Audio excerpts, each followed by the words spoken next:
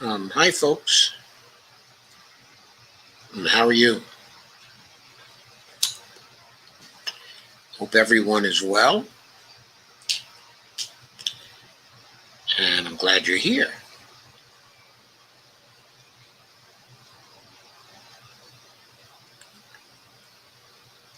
Hi, Dolores.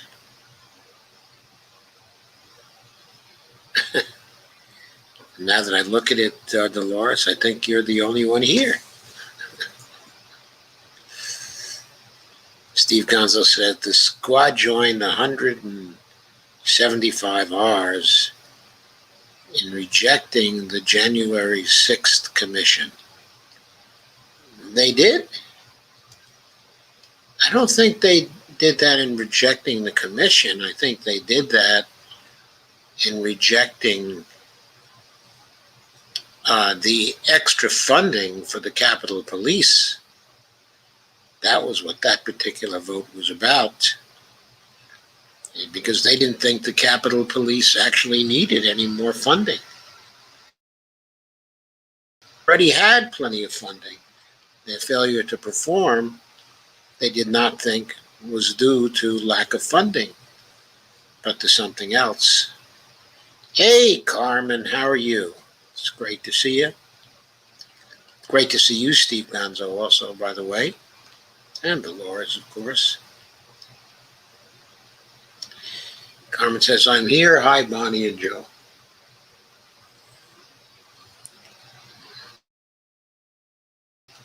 So, let's get to it. We've got a lot to do tonight. There's climate news.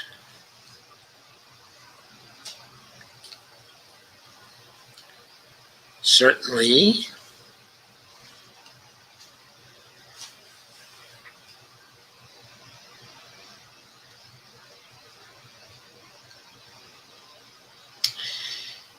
I like this piece from Tom Neuberger,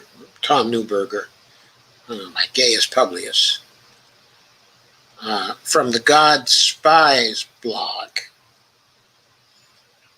on May 11th. Goodbye, carbon deniers. Hello, carbon bullshitters, says Tom Neuberger. And he has a few quotes to start off with. Quote, how to spot carbon greenwash. A good rule of thumb is whether the proposal actually cuts emissions by a significant amount, and soon, unquote. That one was from Damian Carrington. And there's a quote, from Umar Hake, who says, quote, America can't be fixed because Americans don't want it to be, unquote. And then Tom says, who's only partly right. The Americans who don't want it to be fixed own the place.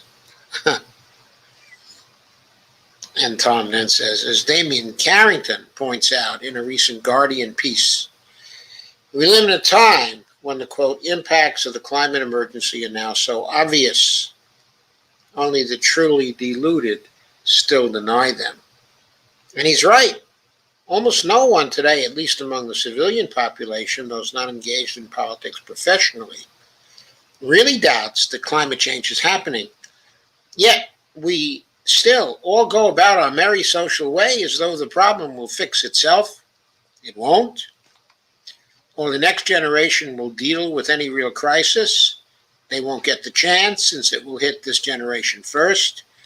Or the election of Joe Biden means that the nation is back on track for curbing emissions.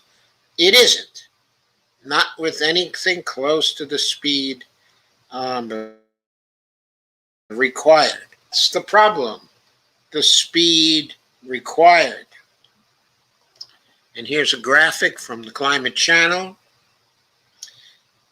Actually from Michael E. Mann. Danger zone in 22 years.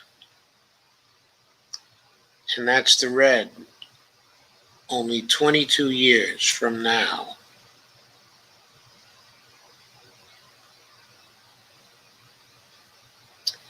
It shows the thresholds, what to expect in 2046.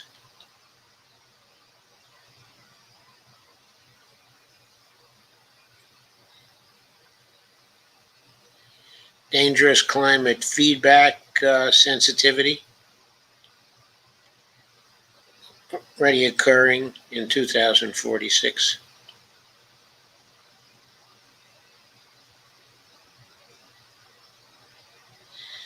Going over the 2-degree threshold in 2036.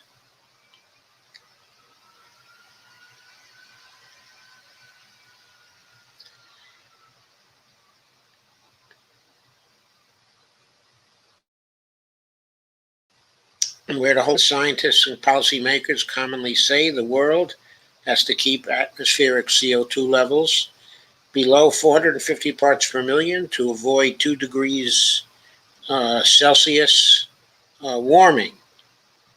The level briefly hit 400 parts per million in 2013. I believe it's now hit something like 420 parts per million, if I'm not mistaken.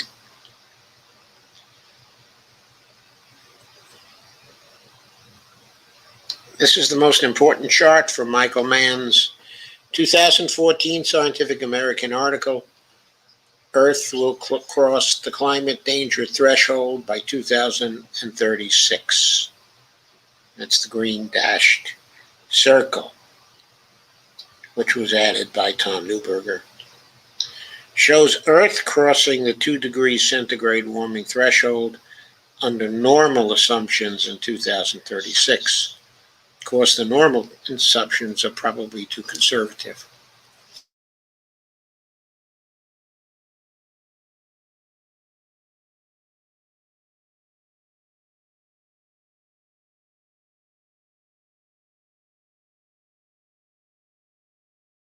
End of the threat, even if it were predicted for decades in the future, or would most of us go back to television and our economically miserable lives and say, quote, cool, tell me again when it matters, unquote? Frankly, and I say this with all the love I can muster for our easily deluded species, if the meteor were predicted to hit in, say, 2060, for all practical purposes, hit the next generation, I'd bet on the delay. I'd bet that next year's Super Bowl mattered more. But what if the meteor were predicted to hit this generation, hit less than 15 years from now? Then I'd bet actual serious work would start immediately and everyone would be engaged. But the climate crisis is not a meteor. Altering a meteor's deadly course through space is not an existential threat to our ruling class and its self-dealing, self-enriching economic system. Only its impact poses such a threat. The climate crisis, however, threatens to end our economic system not only if it's ignored, it threatens to end our system if it's addressed. And no one, not Joe Biden, not any ruler of any major nation in the world, not banks, corporations, fossil fuel companies, hedge funds, or the whole of the investor class wants that. And yet each of these entities, governments, corporations, the finance systems, the whole of the investor class will be SOL the day that death ship reaches the harbor of a panic and pants-soiled public's active awareness. The day the public truly figures out the mess we're in is the day the world changes forever, never to go back. And on that day, everyone on the planet, rich and poor alike, will ask a single question: where can I go that's safe? The answer for most will be nowhere. Nowhere at all. And yet that day is further out than the day when we must force capitalism to be transformed so we can solve the problem it cannot. That day, the day of needed transformation, if we truly take the crisis seriously, is today. Thus, the bullshit, all to serve delay, all to keep our capitalist rulers rich and in their chairs. It's really that simple. By praising profit first or empowering those who worship that gold calf, we doom ourselves to die before our time.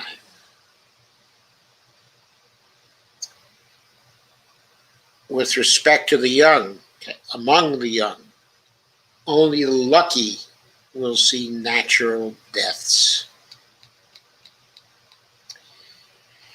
It is in this light, as Carrington suggests, that we must judge climate policies and those who propose them.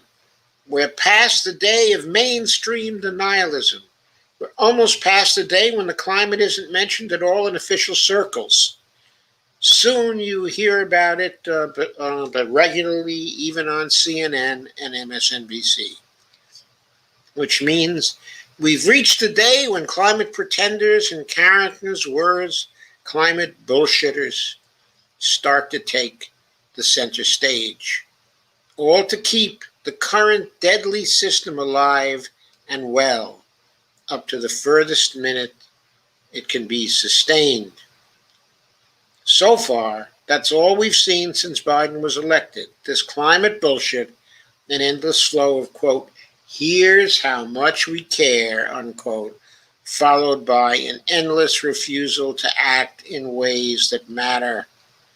In Biden's case, that means refusing support for any deed that threatens fossil fuel profit, such as shutting down drilling on federal lands forever, or cutting off for good all subsidies to oil and gas operations and their investors. Here's Carrington on how the rest of our ruling class is offering to save us. Quote, let's start with governments. Let's start at the top with the world's governments, which have been setting out more targets than an archery competition. The global leader is the UK, which recently pledged a world-beating emissions cut of 78% by 2035. Targets are a necessary first step, but need action to be met, and the instant universal response, quote, show me the policies. That's like, show me the money, isn't it? But show me the policies. The problem is some actual UK policies are pushing emissions up, not down. Massive road building, a scrapped home energy efficiency program, slashed electric car incentives, new oil and gas exploration, a failure to halt airport expansions and block a new coal mine. Instead, the government belatedly ordered a public inquiry. But it's not just Boris Johnson's government that says one thing while doing another. All are talking tough on climate, but China is building one large coal-fired power station a week. Japan remains one of the biggest financiers of overseas coal plants, and Norway is developing giant new oil and gas fields. Canada's Premier Justin Trudeau says climate change is, quote, an, quote, existential threat. Yet the country's emissions have actually increased since the 2015 Paris deal, thanks to its tar sands exploitation. Oh, and many nations still subsidize fossil fuels, which is like buying more cigarettes when you're trying to quit smoking. The world's forests are suffering because of the same doublespeak. Indonesia, the Democratic Republic of the Congo, Peru, and Colombia all pledged in 2014 to end deforestation by 2030. Yet in official carbon-cutting pledges submitted to the UN since then, none have confirmed that commitment, unquote. Corporations aren't faring any better, especially the fossil fuel companies. Quote, many are still exploring for new reserves when we already have more than can ever be safely burned, unquote. The list of their other obfuscations is long, including investing billions in highly expensive, quote, hydrogen fuel, quote, on technology in a vain attempt to salvage stranded fossil fuel assets. The banks and financial systems, by quoting Carrington again. Next up, big banks. Their financing of fossil fuels was bigger in 2020 than in 2016 or 2017 after the Paris climate deal. Top of the pile is JP Morgan Chase. Despite it launching a, quote, Paris-aligned financing strategy, unquote, end quote, aiming to finance and facilitate $1 trillion in green initiatives by 2030. Barclays and BNP Paribas both became founding members of the UN-backed Net Zero Banking Alliance last month, yet both are in the top 10 financiers of fossil fuels since 2015. Over at BlackRock, the world's biggest investor, and a company that says climate change is a, quote, global threat, unquote, its, quote, carbon transition readiness, unquote, fund includes Chevron, ExxonMobil, and other fossil fuel giants, unquote. And Tom says, get ready for more of this and prepare to reject it all. If a policy proposal delays effective action, either because it makes the problem worse or because it's picked to subvert a much more effective action, those proposing it want you and yours to suffer tomorrow so they and theirs can add to their wealth today. That's truly a psychopathic trade, but one we're used to. Time to not be used to it? Question mark. Time to not be used to it, I think. Time to get it stopped. I wish I could say exactly how. I'm not saying that I don't know exactly how. What I'm saying is that I can't say exactly how, because this is a family show.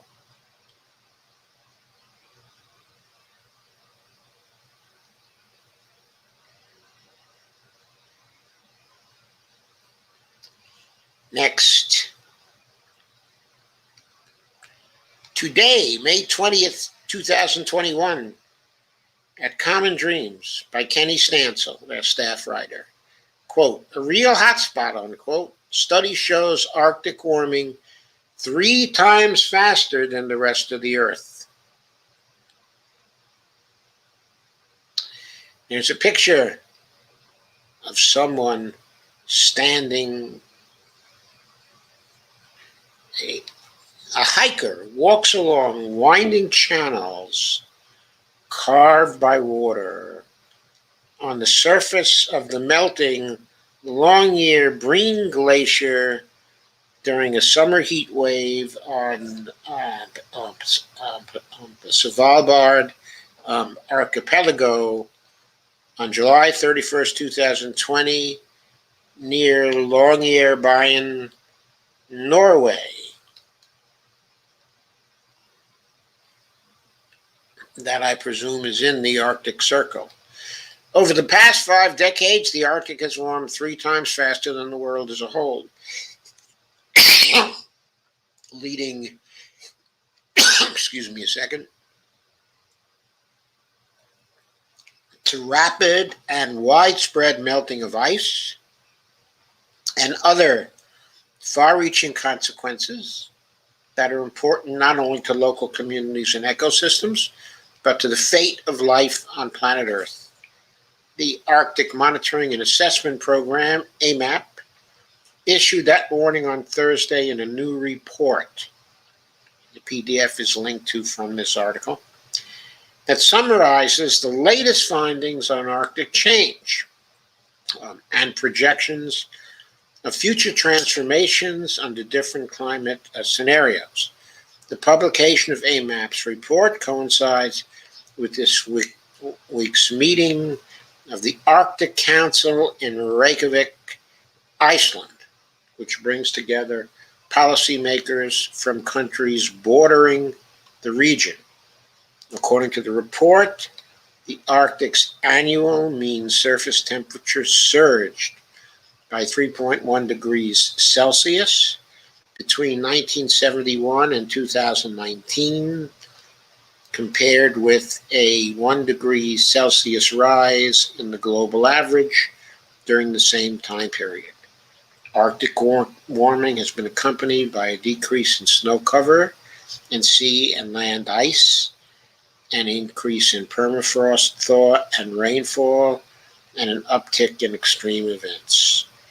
The Arctic is a real hot spot for climate warming, quote unquote. Jason Box, glaciologist at the Geological Survey of Denmark and Greenland, told Agence France Presse on Thursday.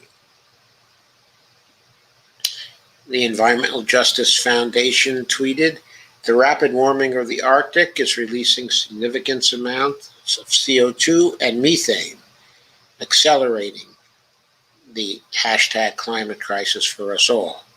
The impacts of this warming are most immediately felt by communities in the Arctic, for whom a way of life is disappearing now."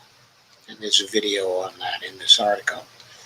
AMAP stressed that the current transformation of the Arctic environment is adversely affecting the livelihoods and food security of Arctic communities, especially indigenous ones. Arctic warming also poses risks to unique terrestrial, coastal, and marine ecosystems in the region, which are vulnerable to irreversible harm. Moreover, the report emphasized, quote, changes in the Arctic, unquote, have global implications, especially if potentially negative feedback loops are triggered. Quote, no one on Earth is immune to Arctic warming.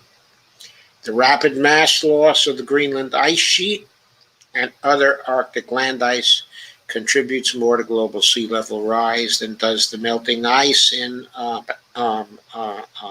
Antarctica. Some projections estimate that by 2050, 150 million people worldwide will be displaced from their homes just by rising sea levels. Without an adequate international effort to slash the greenhouse gas emissions, that number could be far higher.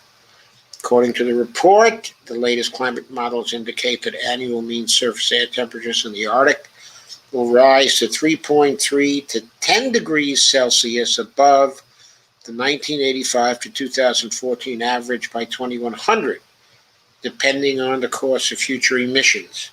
Under most emission scenarios, the report said, the vast majority of climate models, quote, project the first instance of a largely sea ice-free Arctic in September, occurring before 2050, possibly as early as 2040. Because each fraction of a degree of warming makes a difference, the stakes for adequate climate action are immense. If the global temperature rises to 2 degrees Celsius above pre-industrial levels, the report pointed out an ice-free Arctic summer is 10 times more likely than if planetary heating is limited to 1.5 degrees Celsius, the more ambitious target of the Paris Agreement. A growing number of countries, including major economies like the United States and the European Union, have recently pledged to cut the greenhouse gas emissions by at least 50% below 2005 levels by the end of this decade, on the way to net zero by mid-century. Climate justice advocates, meanwhile, have pushed rich countries to go further, and even far less progressive energy advisors have insisted they start by keeping fossil fuels in the ground. So I thought you should hear about those two recent posts. Very apropos, because now we want to consider what's going on in Washington to try to do something about this. So, now share an article from Truth Out called Biden Infrastructure Plan is a Step Toward Equity in Countering Climate Crisis. And this one was done on May 14th, 2021, and written by C.J. Polychroniou of Truth Out. And this is actually, an interview, which will start in just a minute, with an economist, specifically Robert Pollin, Distinguished Professor of Economics, co-director of the Political Economy Research Institute at the University of Massachusetts, at Amherst. And as you know, a big Bernie fan and Noam Chomsky fan as well. Anyway, Polychroniou starts off by saying President Joe Biden's economic plan, which is aimed at overhauling U.S. infrastructure, helping workers and their families, and raising taxes for the ultra-rich, surely represents a big step in the right direction for equality and sustainability. It's also not the end-all, be-all for economic and environmental policy. Much more will be needed to work towards real equity and avert the worst impacts of the climate crisis. In this exclusive interview for Truth Out, one of the world's leading progressive economists, Pollin, Distinguished Professor of Economics, co-director of PERI, and so on, explains what Biden's economic plan means for the majority of American people and how it will help create a somewhat fairer tax system. And C.J. Polychroniou asks Pollin, Biden's tax plan is to raise taxes for high-income individuals and corporations in order to create a fairer tax system. Yet lots of people seem to be worried about it, including investors and small businesses. Can you explain Biden's tax plan and whether the targets he has set for it will indeed produce a fairer tax system? Pollin answers, the Biden administration has proposed a series of tax measures that would raise rates on U.S. corporations and the wealthy. These proposals include the following: an increase in the corporate income tax rate from the current 21% to 28%. As we know, Biden already seems to have caved to Joe Manchin, indicating that he's likely to compromise on a 25% rate rather than a 28% rate, making it, of course, that much less fair. Establish a minimum tax rate of 21% on the foreign income of U.S. multinational corporations. Of course, those multinational corporations are fighting bitterly against that. Increase the top individual income tax rate for the richest 1% from 37% to 39.6%, and increase the taxes that the top 1% pay on their capital gains, i.e. the money they obtain from selling assets like stocks, bonds, and real estates, from the current 20% to 39.6%. Can you believe they only have to pay that maximum of 20% on their capital gains now? There are two interrelated purposes of these tax proposals, says Pollin. The first is to have big corporations and the rich contribute a large share to the federal government's overall tax revenues. The second is to generate significantly more tax revenue in order to pay for Biden's major investment proposals, the, quote, American Jobs Plan, unquote, and the, quote, American Families Plan, unquote. By now, Pollin should know that the tax revenue doesn't pay for anything but gets destroyed in settlement by the Federal Reserve. And I know that Pollin knows that that's what MMT economists contend. And I know also he doesn't want to give in. He doesn't want to give up the idea of taxpayer money, that we're using taxpayer money for this evil thing and taxpayer money for that evil thing. taxpayer money for the other evil thing. These Biden proposals include investments to 1. Upgrade the country's traditional infrastructure, such as roads, bridges, and water management systems. 2. Make broadband access by universal. 3. Dramatically improve the quality and accessibility of child care and elder care. And 4. Build a clean energy infrastructure capable of staving off the deepening global climate crisis. And you know my opinion on this. His plan may be a small first step to that, but it's far too small in scale to really do the job. $2.2 trillion or whatever it is not going to do it. Build a clean energy infrastructure capable of staving off the deepening global climate crisis. These programs are in addition to Biden's American Rescue Plan, which became law in March. The American Rescue Plan is a short-term stimulus program to move the U.S. economy out of the COVID-induced recession onto a sustainable and equitable growth path. The rescue plan is financed mostly through government borrowing, while in their current versions, at least, the jobs and families plans are financed through raising taxes. It is not the least surprising that lots of people, including investors and businesses of all sizes, as well as high-end individual taxpayers, would be worried about Biden's proposed tax increases to finance the jobs and families plan. They're worried because they don't want to pay higher taxes, but it will be useful to consider these worries in a broader context. Here are a few key points. Even with Biden's proposal enacted in full, which is unlikely, as we already see, the increase in the corporate income tax would still leave the corporations paying a lower tax rate than they paid between 1994 and 2017. Isn't that shocking? In other words, it doesn't even pare back the tax gains they got under Trump.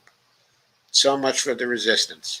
The Biden proposal would simply bring the rate back to the level it was before Trump, and the congressional Republicans gifted corporations with a big tax cut. In addition, even with the official corporate tax rate of 21%, about 18% of the largest U.S. corporations managed to legally pay zero income taxes in 2018. They accomplished this in part through moving parts of their activities offshore, at least on paper. The Biden proposal would make the corporations pay taxes even when they move their activities offshore,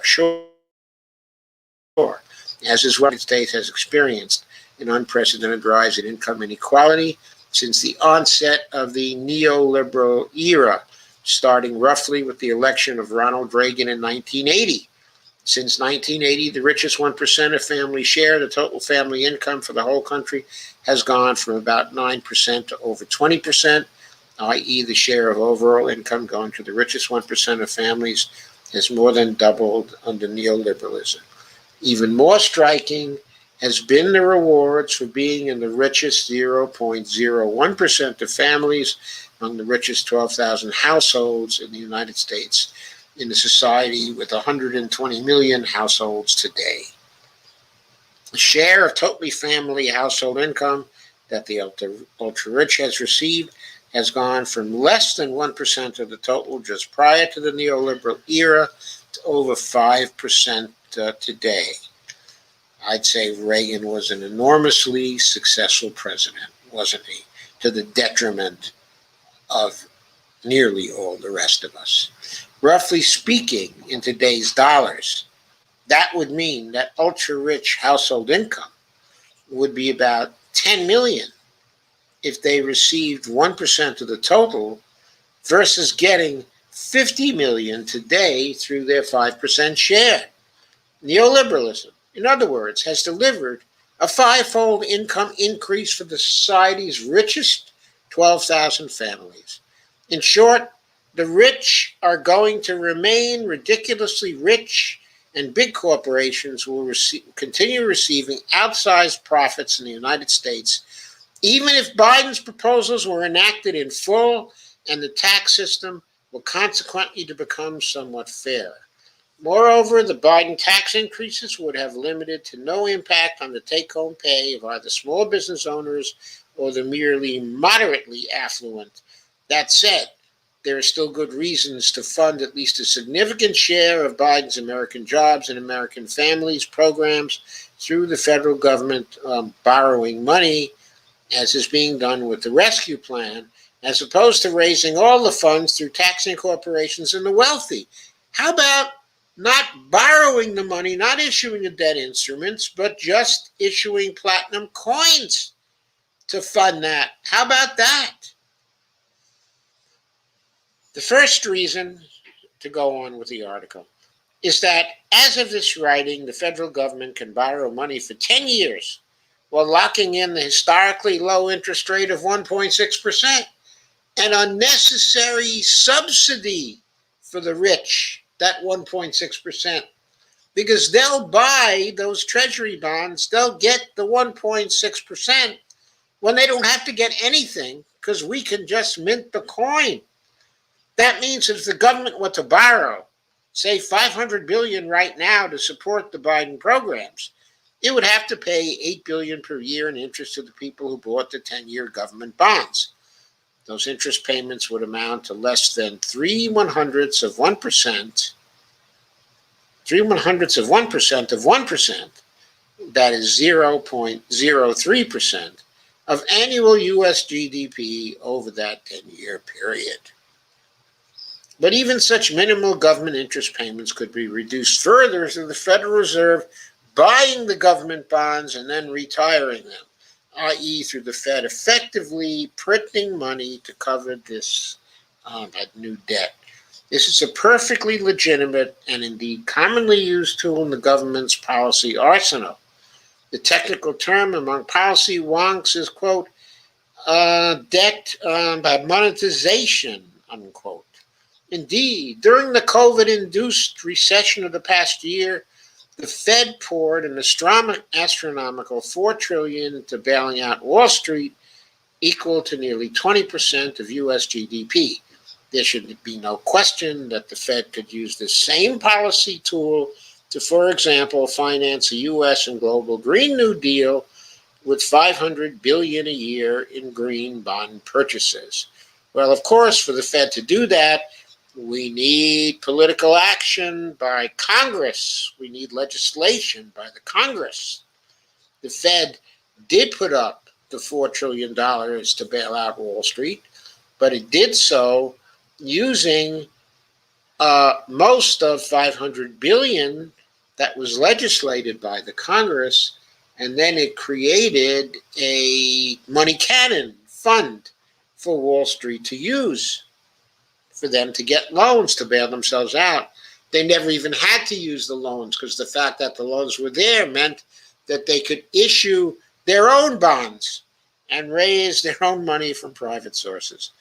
Overall, these government borrowing policies could be implemented in conjunction with tax increases on corporations and the wealthy to both reverse the massive rise in inequality that has characterized the neoliberal era in the U.S. and to fund critical investments in a clean energy system. And the care economy. And Polychrony asks the next question. The, quote, American Families Plan, unquote, President Biden's economic by recovery package puts the emphasis on working and middle-class American families.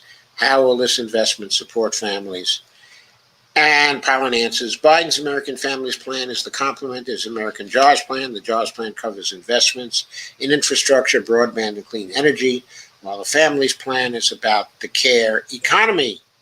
The Families Plan would provide 3- and 4-year-olds with free universal pre-K, create a national paid family and medical leave program that eventually provides 12 weeks of up to 80% wage replacement to families who are caring for a new child or sick relative, healing from an illness, or grieving the death of a loved one. Offer all students 2 years of free community college, extend tax cuts geared toward low and middle income families, and invest in a sliding scale system that ensures most families don't pay more than 7% of their income on child care for kids under 5. The White House estimates that the child care plan alone would save families roughly $15,000 per year in expenses. Yeah, families that had kids under 5, of course. Relative to policies in place now in the U.S. to support families, Biden's Families Plan is a major breakthrough. It is worth emphasizing that this breakthrough would not have happened without decades of committed effort by progressive researchers and organizers to insist that these care issues were absolutely central for helping people to live decent lives. Well, before we celebrate, of course, we have to realize that the Biden family plan has not been passed in Congress yet, and that there are some Democratic senators who are balking, of course, and insisting on bipartisanship, okay, and other nonsense, and who are probably unlikely to vote that pass the Biden Families Plan as it is proposed. And the same for the American Jobs Plan. They're unlikely to pass that through whole or to improve it, not unless we insist very strongly that they do. It is worth emphasizing, indeed, a recent New York Times article described the decades of work that went into finally bringing care economy concerns into the forefront of policy priorities, first among progressives and then more generally. I am proud that my University of Massachusetts and Political Economy Research Institute co-worker Nancy Folbrook was featured in this article as a true pioneer around these issues. As Nancy says in the article, when she first starting her work on these issues, she was dismissed for spending her time on girly, quote unquote, economics. At the same time, the measures included in Biden's Families Plan would not seem the least bit extraordinary in virtually all other industrial countries today.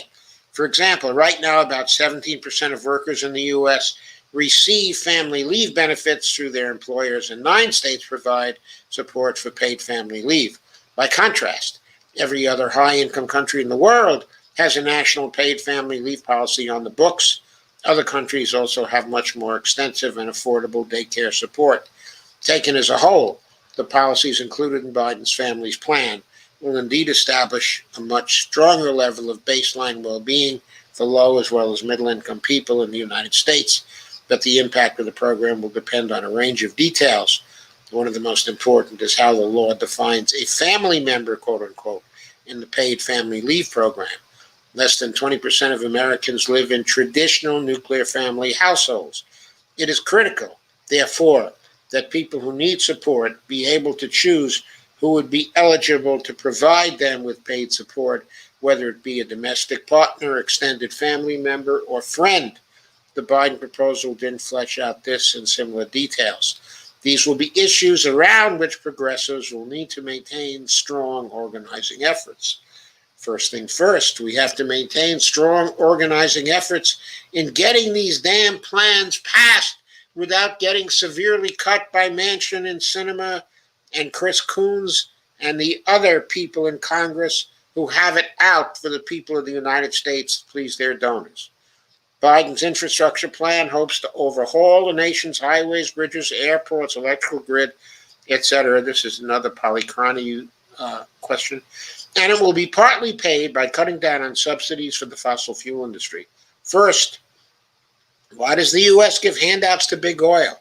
And second, why can't Biden end all direct subsidies to the fossil fuel industry? The answer here is straightforward. The U.S. has given handouts to big oil because big oil has the political power to buy politicians' votes. A rough estimate of the subsidies provided to U.S. fossil fuel companies, mostly through various forms of tax incentives, is around $20 billion per year. That is, of course, an obscene amount of money to pay companies whose business model entails destroying life on Earth as we know it.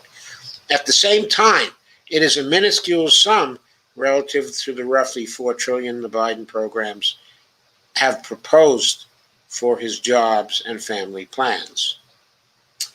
But I do have to say about that $20 billion per year, big oil has the political power to buy politicians' votes, so they get $20 billion per year.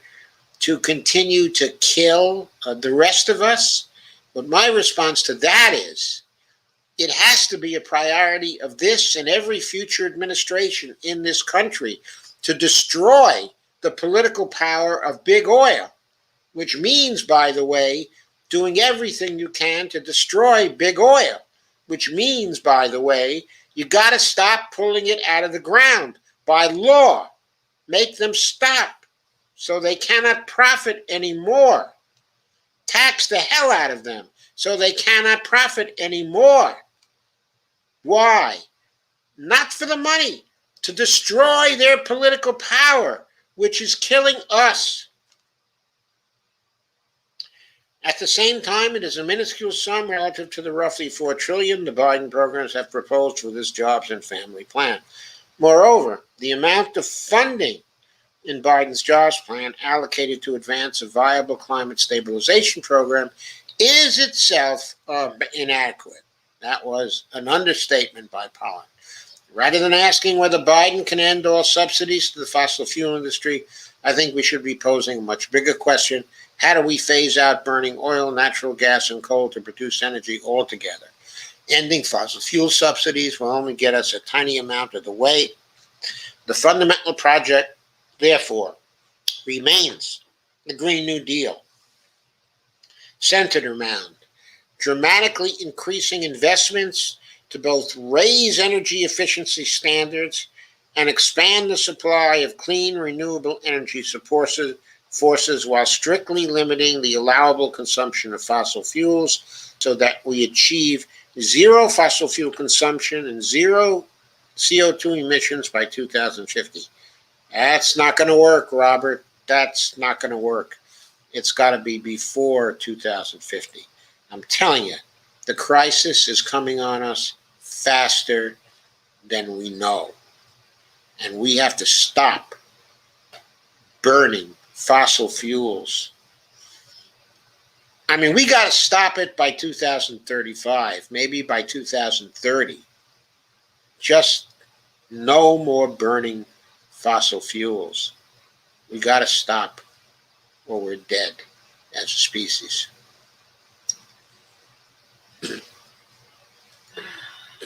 Moving forward.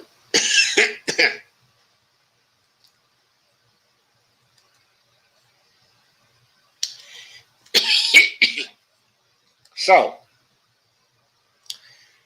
certain House Dems push for infrastructure package, quote, that truly meets this historic moment.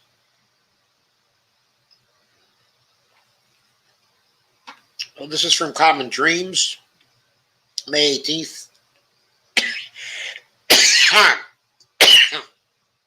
2021. It's by Kenny Stansel. Here's a picture. Hey, it's Rashida Tlaib, Jayapal, okay, and Ilhan Omar, and they're high five. Speaking to supporters during the campaign of Bernie Sanders at a campaign event in Clive, Iowa, on January 31st, 2020. All, of course, were Bernie supporters. As Senate Republicans prepare to unveil, excuse me a second,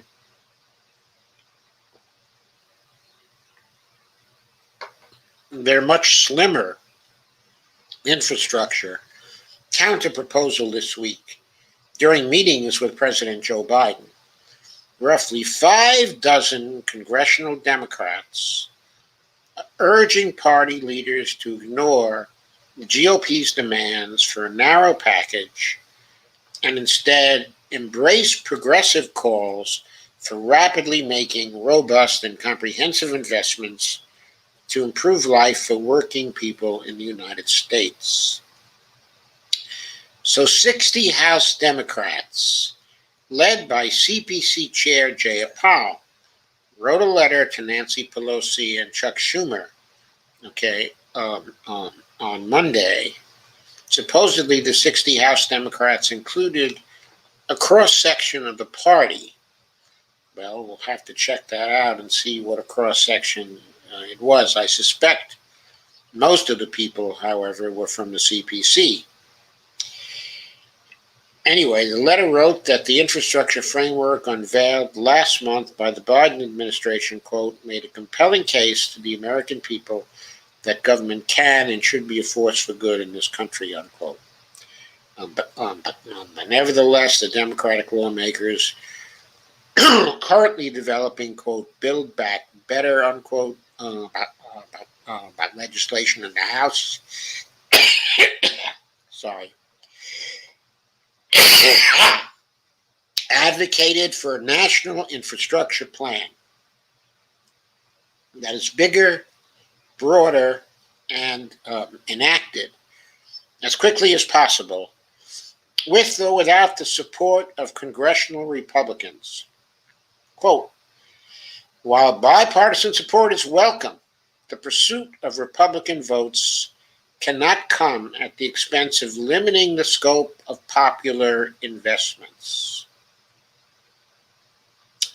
wrote the lawmakers, echoing points made last week by climate justice advocates who criticized Pelosi and Schumer for engaging in, quote, performative negotiations, unquote, with GOP leaders, which, by the way, they're still doing. It's Thursday. They're still engaging in performative negotiations with GOP leaders, wasting time. The House Democrats stressed in their letter that, quote, widespread climate denial among Republican lawmakers poses a threat to bold, necessary action on climate, unquote. Moreover, they wrote, Republicans also enacted President Donald Trump's, quote, massive tax giveaway, 80% of which accrue to the wealthy and large corporations, and will likely remain a major obstacle to any opportunities to secure fair, progressive tax revenues to curb income and wealth inequality, unquote.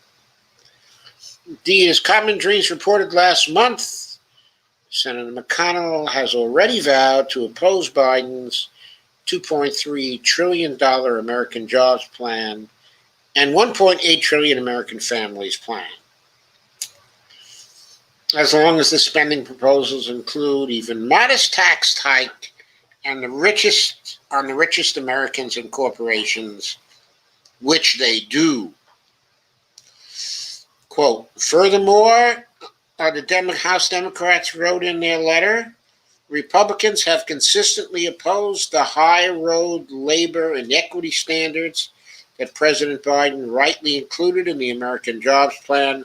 I think that's the PRO Act, to ensure the creation of high-paying union jobs with benefits, equitable hiring for women and people of color, and investments in indigenous and marginalized communities that have endured decades of underinvestment.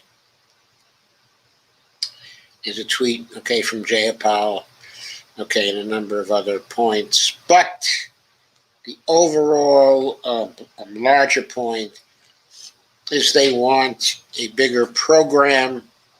They want to stop talking to Republicans.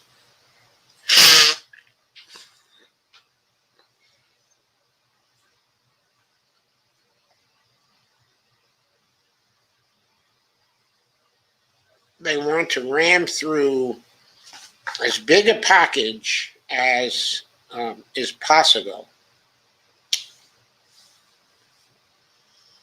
They want to get around Republican obstructionism. As for the size of the infrastructure package, the lawmakers pointed out the president's initial proposals pale in comparison to the $7 trillion figure he put forward on the campaign trail.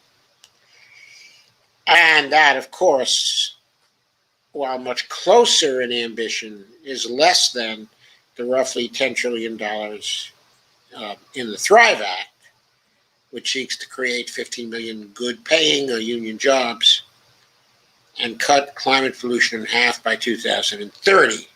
The Thrive agenda is co-sponsored by more than 100 members of Congress and endorsed by over 250 labor, racial justice, and environmental groups. So all this is mentioned, in the letter, and the pressure continues to go on the leaders to get closer to the Thrive Act. I don't know whether that's going to happen or not. It will depend a lot on the pressure that gets put on Sinema, and Joe Manchin, of course. That pressure is really necessary. So let us shift from climate, and infrastructure issues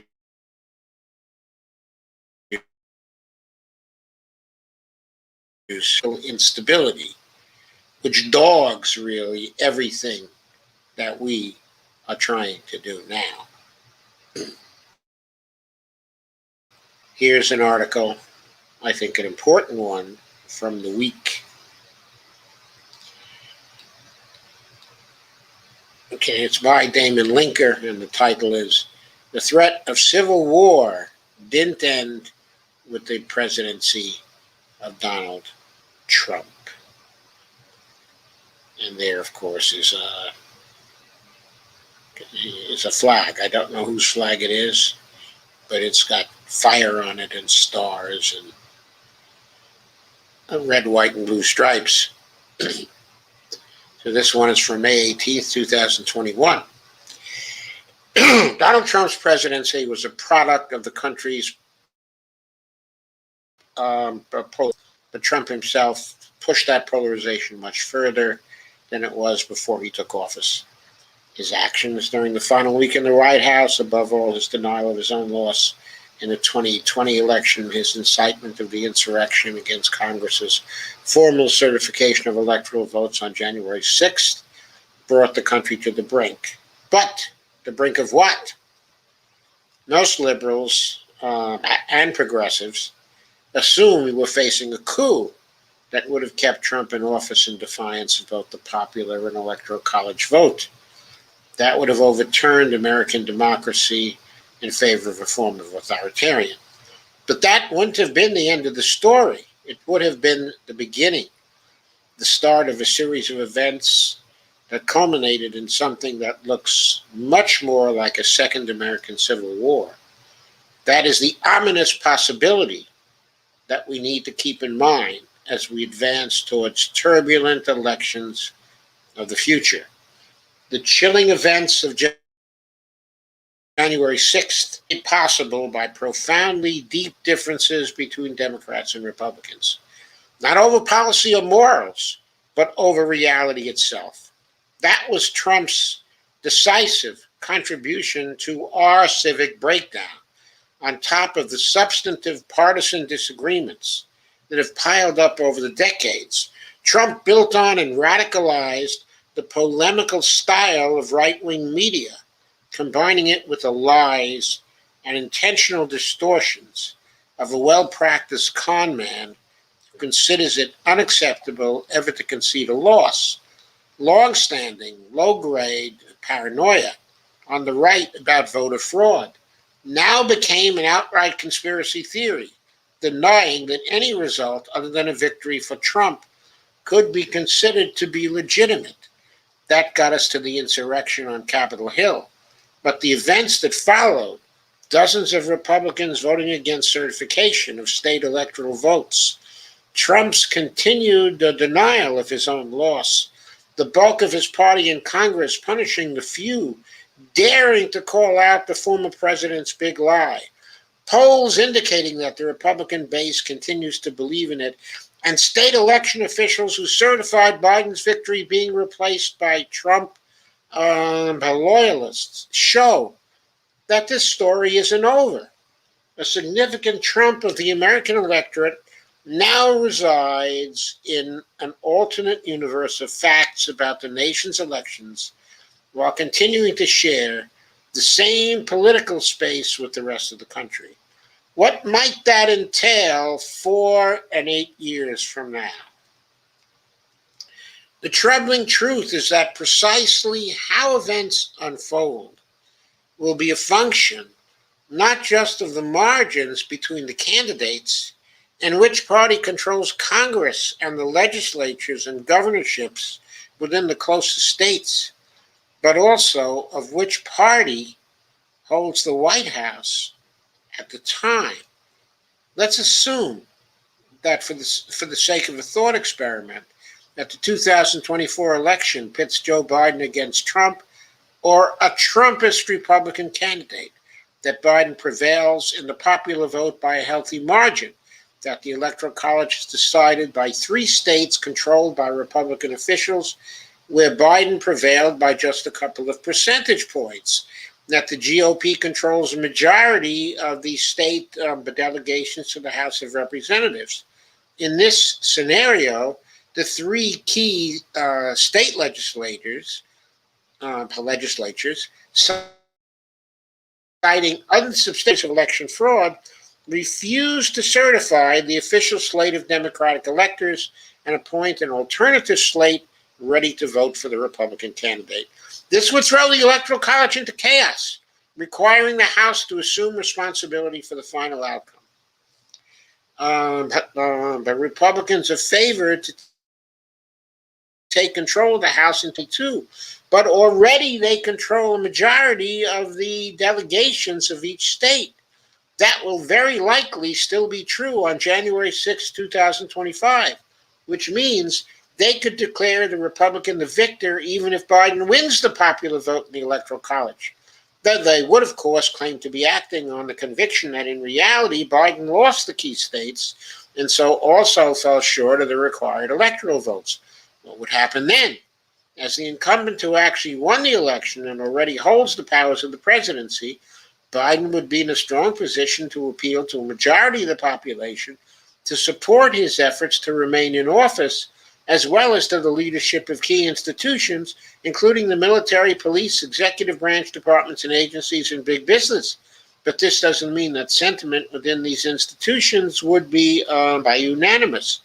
The sizable minority of the population, as well as elements within these institutions, might break from the president and support his Republican rival instead. How far would that opposition go? Would the bulk of the population relent and accept Biden's victory, leaving dissenters vastly outnumbered? Or would it be a closer call, with the minority feeling emboldened in its rejection of the president and his purported victory? That would be the most precarious moment for American democracy since the election of 1860. But it's nothing compared to what could happen 4 years later in the aftermath of the 2028 election.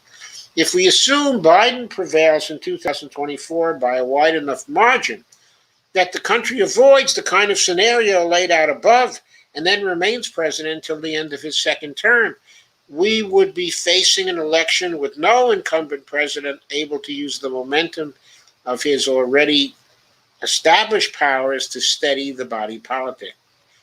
This could produce a situation in which a still narrowly divided country finds it impossible to reach consensus.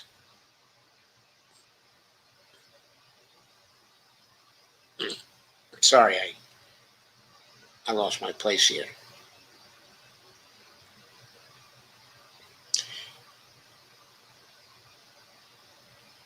On which of the 2 candidates is the rightful and legitimate victor of the contest to succeed Biden. Congress, state governments, the military, the police, business leaders, the media, all of them could be deeply and sharply split over which side to support. That's the direction in which we seem to be headed.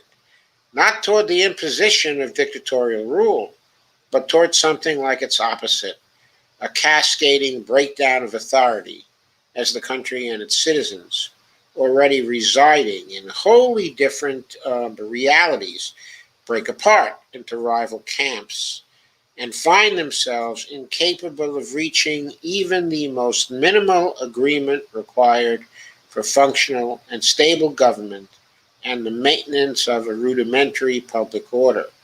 When a nation gets to that point, it has already slipped beyond the bounds of normal politics into the twilight world of outright dysfunction and the settling of disputes by violence instead of ballots. We can't know if this will be our fate. What we can know is that the potential is there, lurking in the shadows of our civic life and haunting the national elections that await us. And if I can add, a word here,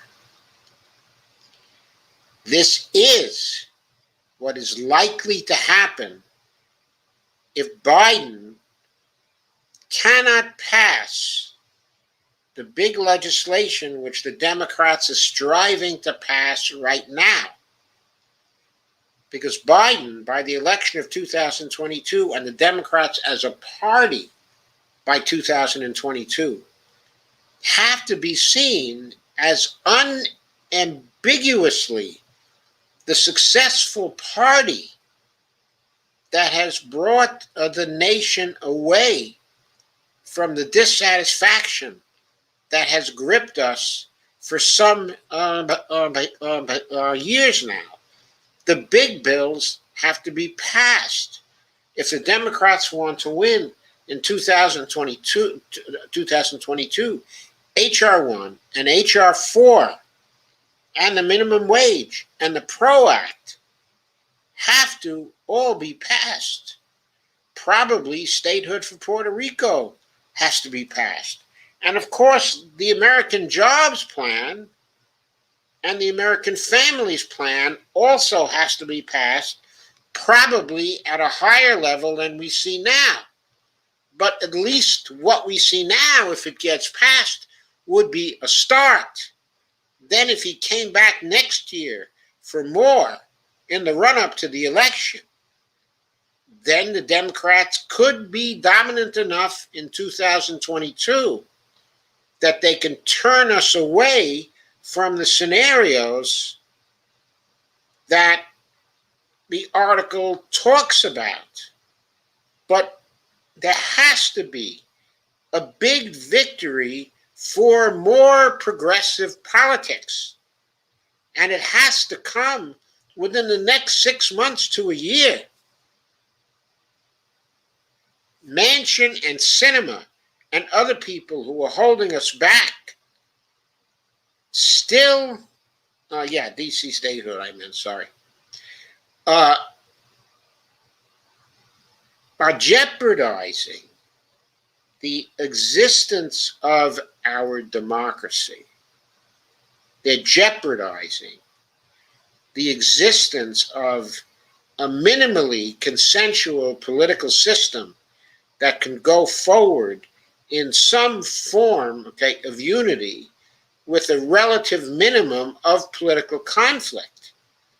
They are creating the risk of civil war by insisting on an empty bipartisanship that is not based on policies supported by the people. You have to win the people over. The donors are not going to get us through this period of instability. They will only exacerbate this period, of instability. The next two articles underline why, but this is the case. They relate to Big Pharma's activities. Why Big Pharma's arguments against patent waivers don't add up. This is by Sonali Kolhatkar. Counterpunch, May 20th, 2021. She goes through this article, and in detail, she goes through the talking points of Gates and of the companies that want to retain their patents. Now Gates is now singing a different tune from just a few weeks ago.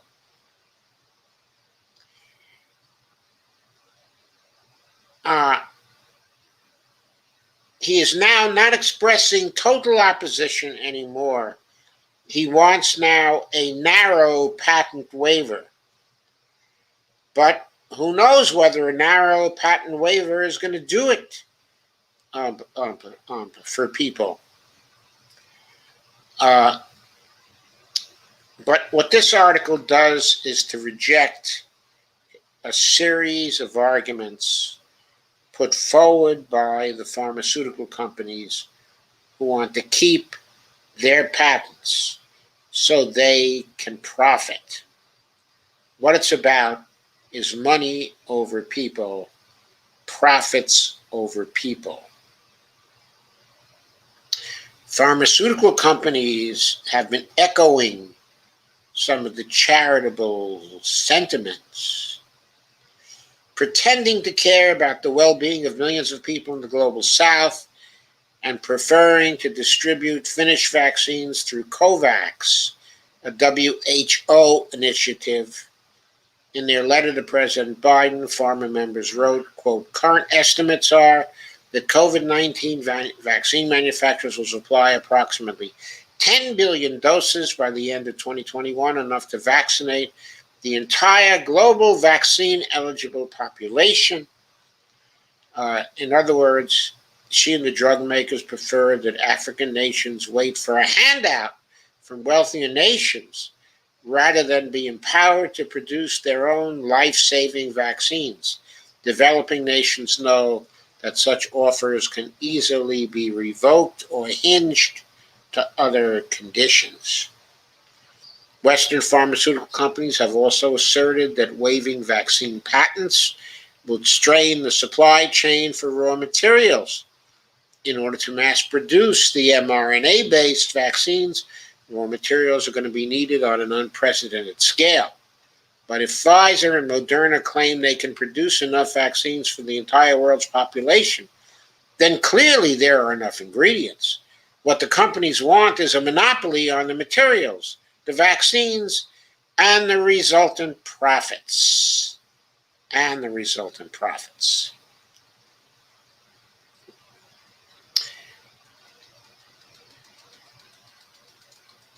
So the article goes through the various arguments by the drug makers and knocks them down. But the more important point here is the point about what the donors are really concerned about. So, a guy by the name, of Walden Bellow,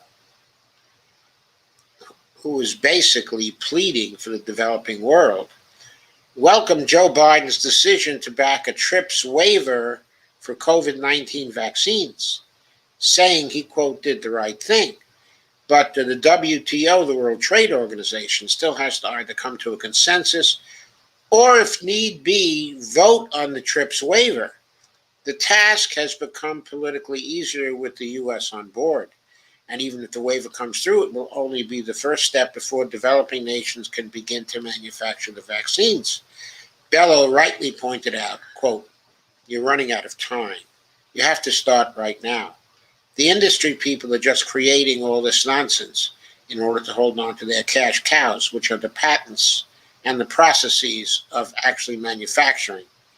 In the meantime, hundreds of thousands of lives are at risk in the global south as Western nations are reaching stability via mass vaccinations. This article doesn't even consider the possibility of the variants coming back and spreading to the industrial nations whose pharmaceutical companies are putting everybody else's lives at risk. Why are they doing that? The next article deals with why the donors, are doing that. That article is from Common Dreams, and it is pretty raw, in my view. Pretty raw. It's by Jake Johnson. It was done today, May 20th. As COVID ravages the poor nations, pharma vaccine profiteering has created 9 new billionaires. That's what this is really about. What are those patents good for? Why must they be protected? So the 9 new billionaires can be joined by even more new billionaires, and so these 9 new billionaires can get even richer. A new analysis out Thursday shows that pharmaceutical companies' immensely profitable monopoly control over coronavirus vaccines has produced 9 new billionaires since the start of the COVID-19 pandemic, which continues to ravage developing nations left largely without access to the life-saving shots. According to the People's Vaccine Alliance, a global coalition of public health and humanitarian organizations, the 9 newly minted billionaires have a combined net worth of $19.3 billion, enough to fully vaccinate all people in low-income countries 1.3 times. 1.3 times. Moderna CEO Stefan Bancel and BioNTech CEO Ugur Sahin have amassed the largest fortunes of the newly created billionaires, with wealth of $4.3 billion and $4 billion, respectively. Others on the list include Moderna founding investor Timothy Springer, $2.2 billion, and Moderna chairman Noubar Afeyan, $1.9 billion, and CanSino Biologics co-founder Zhu Dao, $1.3 billion. Chinese billionaire, of course. Quote, "The highly effective vaccines we have are thanks to massive amount of taxpayers' money." There's that old meme again, taxpayers' money. "So it can't be fair that private individuals are cashing in while hundreds of millions face second and third waves completely unprotected," unquote, said Heidi Chow, senior policy and campaigns manager and UK-based advocacy group Global Justice Now. Quote, "It is a sad indictment of the loyalties of some current governments that a handful of people working for pharmaceutical companies have been allowed to become billionaires off the back of publicly funded efforts to end the pandemic," unquote, Chow added. Below is a full list of the newly created billionaires ordered by net worth. Stefan Bancel, a Moderna CEO, $4.3 billion. Ugur Sahin, CEO and co-founder of BioNTech, $4 billion. Timothy Springer, the founding investor, gave Moderna $2.2 billion. Noubar Afeyan, Moderna chairman, of $1.9 million. Juan Lopez Belmonte, chairman of Rovi, ROVI, $1.8 billion. I'm not sure where Rovi fits into this. I'm sure they do. Robert Langer, a scientist and founding investor in Moderna, $1.6 billion. Zhu Dao, co-founder and chief scientific officer of CanSino Biologics, $1.3 billion. Kui Dangzhu, co-founder and senior vice president of CanSino Biologics, $1.2 billion.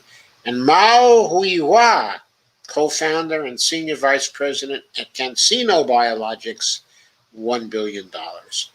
On top of adding to the global billionaire total, which has grown by the hundreds since the pandemic began, pharmaceutical companies' stranglehold on vaccine production has significantly boosted the wealth of existing billionaires whose portfolios include vaccine manufacturers.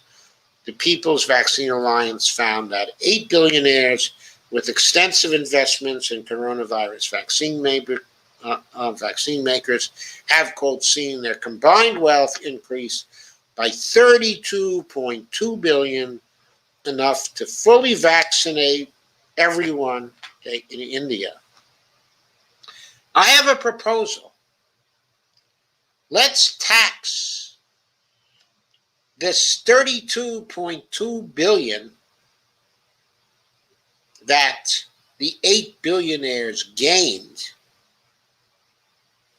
for the total amount of money that is needed to pay to vaccinate everyone in the world.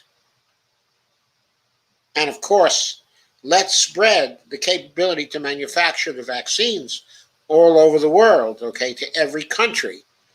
We can still leave these very greedy people with more than $12 billion gain out of the pandemic. It seems to me that's enough of a gain out of the pandemic. Of course, if we were really being piggish about it, we would take the whole 32.2 billion away. But we can leave them with something, and it will still pay to get everybody vaccinated. How's that for a proposal? The coalition's analysis comes days after India reported more than 4,500 deaths from COVID-19 on Wednesday, the worst 24-hour death toll any country has recorded during the pandemic, as the nation struggles to ramp up its vaccine program amid the major supply shortages.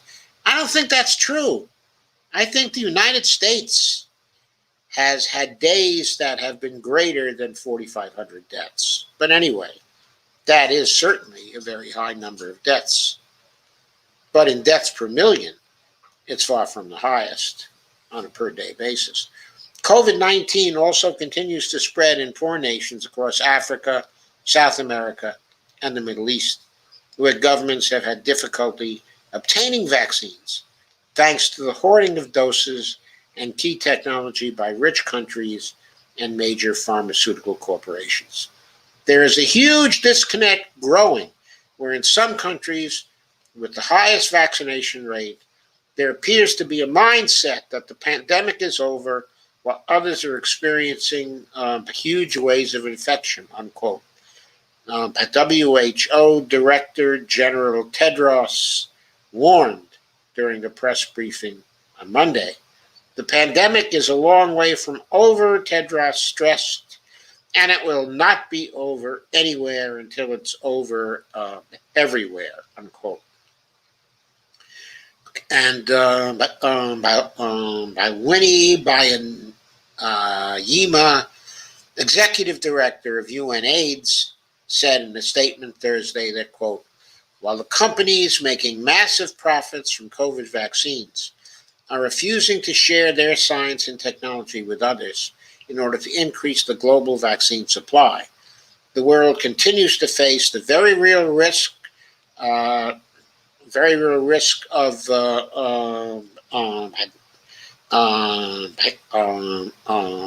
mutations that could render the vaccines we have ineffective and put everyone at risk all over again, unquote.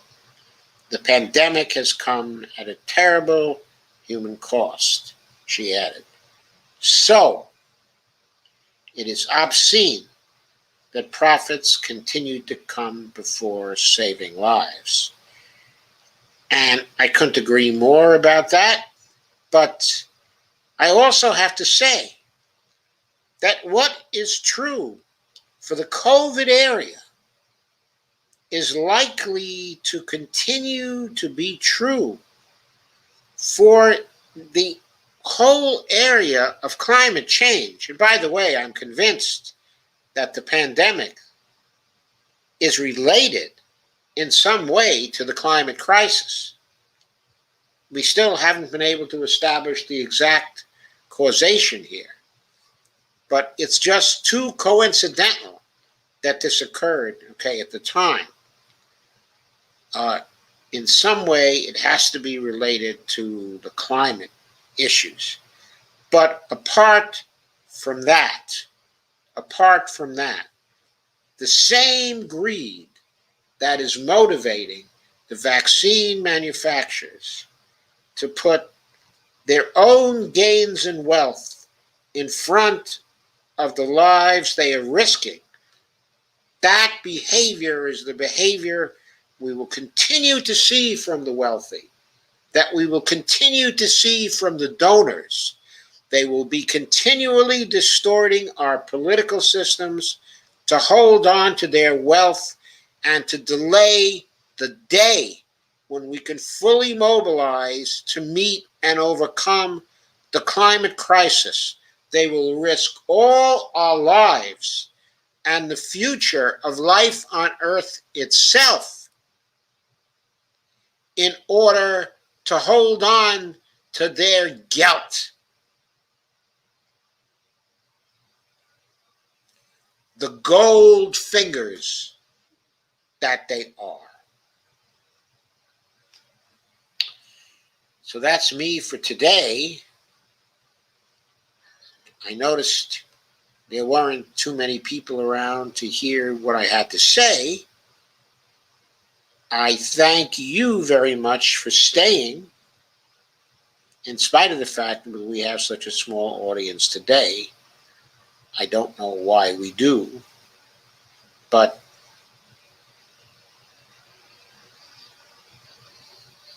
I certainly think this stream was an important one, and I thank you very much for coming and for staying.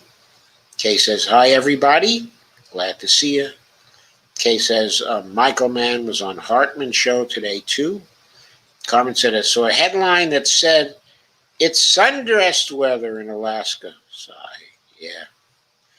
Kay says, Putin wants to drill in the Arctic, too. I didn't even know they had sundresses in Alaska. Evelina says, rich psychopaths don't care. They have where to go. They do. I don't think anybody is going to have where to go. Of course, they think they can go to Mars and settle in one of Elon Musk's communities, okay, on Mars. And Carmen says, hashtag Death Santis is using state money for seawalls for Miami area's rich instead of on the public. And I think it's recent rescue plan money, but I'll have to revisit the article to be certain. I have issues remembering due to migraines. Sorry to hear about the migraines, Carmen. Steve Gonzo says, so the day has arrived. Hashtag Climate Strike is on today. Hope to see you there. Times and locations here. Thank you, Steve. And Kay says, fund the IRS. And Kay says, that home care worker wage would have been great while I took care of my dad and Scott. Sure would have been great. Evelina says, they keep pushing it back. In the meantime, they continue to drill, if not in public lands, everywhere else. Evelina Pont, Ohio has been ruined by fracking. Now they're using the radioactive waste on the roads to melt ice and snow, which puts it in the groundwater too. Steve Gonzo says, CBS News, the largest iceberg in the world just broke off from Antarctica, from the ice sheet down there. Wonderful. What wonderful news. Even said Ilhan Omar got a lot of flack for speaking up for the Palestinians. Screw AIPAC. AIPAC propaganda campaign spreading false news, which leads to death threats against the Congresswoman. I know it's just evil. AIPAC is evil. Evelina says, not fair. Evelina says, Steve Gonzo, the iceberg was the size of Long Island. Evelina says, dirty propaganda campaign.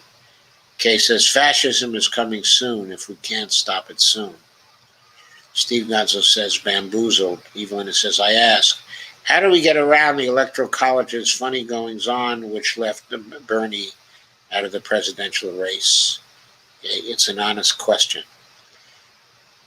I think right now, the more important question is, how do we immediately pressure the Congress to pass legislation that will at least make a start on what we have to do, and which will get the current administration sufficient support in 2022 to derail the Trumpists, to derail them, to increase the margins of the Democrats in Congress, and of course to increase those margins with newly elected progressive people. We need more progressives coming out of the 2022 election. I don't really care which party they're in. If they're progressives, they'll get together on the main issues and vote right on the main issues. Case says statehood for DC too. Evelina says DC statehood. I don't know about PR statehood. No, I don't know about PR statehood either, because I don't know whether PR wants statehood. Case says, I agree, Evelina. Steve Gonzo leaves a link to something. Evelina says, too big to get around, at least for me. Evelina says, two.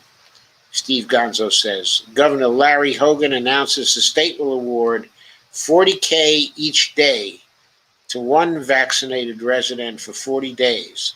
The lottery will be increased to $400,000 on the 4th of July. That's a good idea. Ohio hits highest vaccination rates in weeks after offering $1 million lottery prize. Colin Eunice says, yep, I read an article today that another SARS is developing from dogs. Oh, no. Steve Gonzo says it can spread to humans. Colin says it's uncertain because they haven't injected it into any human to test it. Evelyn says, who are they, Moderna CEOs? I wish I were a millionaire. I'd try my best to wipe out billionaires and give the money to the people. There are some millionaires who seem to be on our side, like Nick Hanauer, for example, comes to mind. Tom Steyer is someone else who I think is on our side. Carmen Muniz says, looks like boosters, but they have to be more radical than they are. They have to use their money in a more generous and focused way to really wipe out the class of billionaires. Carmen says, looks like boosters are coming in the fall. It's more of a vaccine maker's pocket stuffer, or do people really need it? Carmen says, I propose your proposal, Joe. Kay says, they're already advertising for new shots to come in a year or so. Shake my head. Steve Gonzo says, the discovery of the first dog coronavirus found to have crossed over to infecting people underscores the treacherous nature of coronaviruses and the need to monitor animal viruses as a way of predicting possible threats to public health, researchers say. That was research from Ohio State. New human coronavirus that originated in dogs identified. Thanks for the link, Steve. And Evelina Ponce says, Pfizer's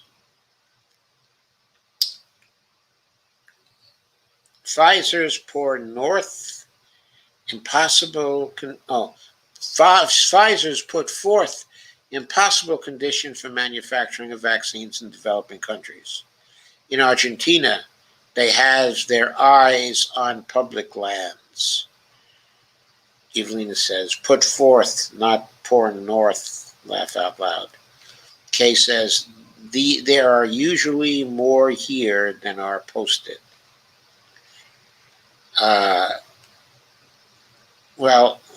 I'm seeing the combined threads. I should be seeing the combined threads from YouTube and from Facebook. And I am seeing the combined threads from YouTube, and Facebook. And so the 5 people we're seeing are the only 5 people who I think have come.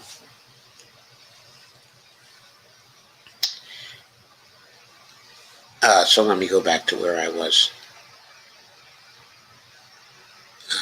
Carmen said, I shared and invited my ass off. It was a vital live stream tonight. Well, thank you, Carmen. I certainly appreciate it. But, you can lead horses to water, but you cannot make them drink. So Evelina says, let them go to Mars, good riddance.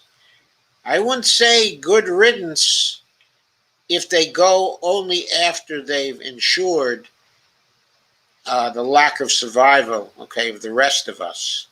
I personally would be for requiring them to share our fate. Steve Gonzo says, CDC says flip-flops without socks is safe, but only at beaches. And Carmen Muniz says, Jen Perlman was striking with the Mickey D employees in Fort Lauderdale today. We need her in the Senate/Congress. I think she's probably going to run again for Congress, mainly because I don't think that she'll have the necessary financial steam to run for president. I'm sorry, for the Senate. Alan Grayson is going to run for the Senate. And then I understand Val Demings is considering running for the Senate.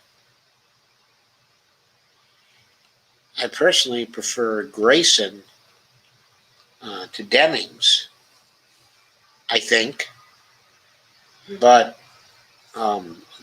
either one, of course, would be much preferable to Marco Rubio. Kay says, we need more progressive media everywhere. Yes, we do. So, any more comments? Any more questions?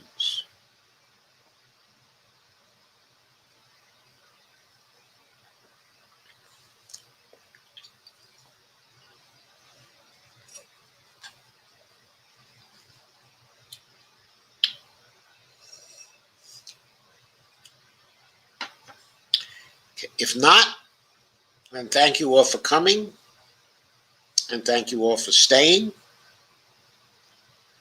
I have no idea why we got so few people today. There must be some pretty heavy streams competing with us right now. It says, damn it, fascist book is still trying to throw me in jail over that cartoon. I won the first contest. Now they're starting on me again just now. I'm sorry to hear it, Carmen. Okay, Dolores says, thank you and good night all. Kay says, thank you for another great discussion. I love you all, and we love you, Kay. Thank you very much for coming. I will, by the way, I'm going to be on, well, I don't know if this is going to be a public stream or not. The U.S. Solutions Summit people will be interviewing on a Zoom call tomorrow but some of the presenters, and I'm going to be one of the interviewers. That's happening between 4 and probably 6 tomorrow afternoon, but I don't know whether that's going to be live streamed. It might be just a private stream. Carmen says, loves, love and hugs, blessed at night all. Yes, I certainly agree with that. Then on Saturday, the Solutions Summit is going to be from 4 to 9.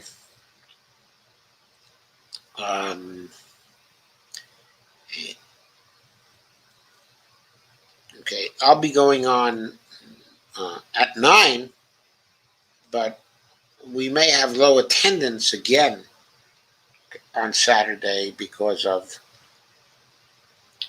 the Solutions Summit going on until 9 o'clock. But I will still start at roughly 9 o'clock, okay, myself. And I'll be advertising as usual, and I'll have a consistent stream for you at that time. Right now, I'm inclined to be focusing on foreign policy for Saturday's stream. There have been a lot of things going on in our foreign policy, and of course, it's mostly all bad. But share the link if I can, Joe. You mean to the interviews tomorrow going on from 4 to 6? I will share the link, okay, if I can, but I think these may be private interviews. Carmen says ceasefire in Israel. Yes, there has been a ceasefire, okay, in Israel, but there is no peace. And of course, the Israelis have gotten a chance to mow the lawn there. And the Palestinians have sustained heavy casualties, okay, and brutality. However, okay, according to Max Blumenthal on Katie Halper's program today, he analyzed the situation there, and he thinks that this exchange over the last 10 days or so has actually ended in the Palestinians' favor, with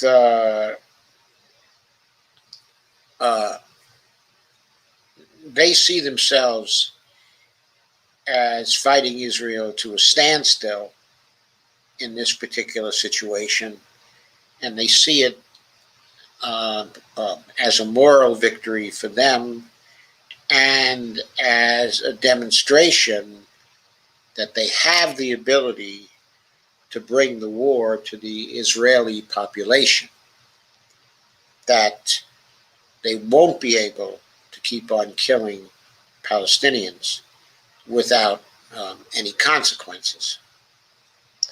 I hope that Max is right. I hope that's the perception, okay, among the Israelis. I hope as the result of that they get rid, okay, of Netanyahu, and that his successor, okay, is someone who will create a fair and just peace with the Palestinians. The world really, really needs that. And Israel really, really needs that, because the path they're on now is simply suicidal. If it were only suicidal for them, it would be one thing. But the terrible thing about it is that they could easily end up drawing us into a nuclear war that they start.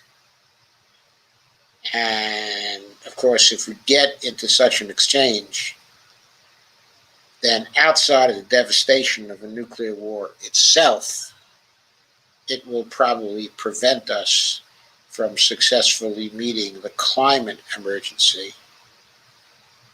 So if that happens,